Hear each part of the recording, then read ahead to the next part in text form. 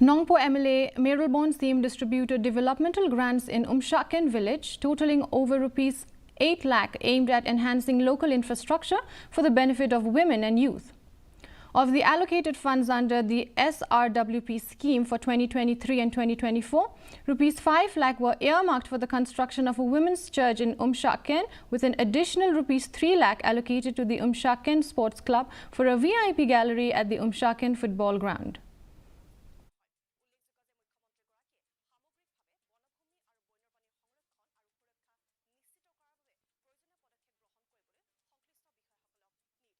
Kani kijing sami giwok order menta gadeka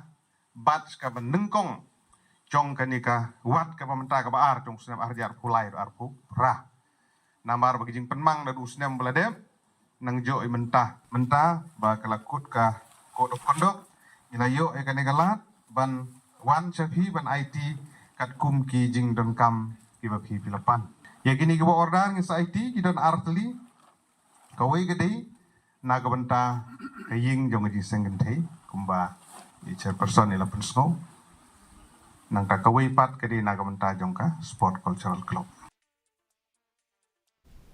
The Nongpoh Mathan Marmain developed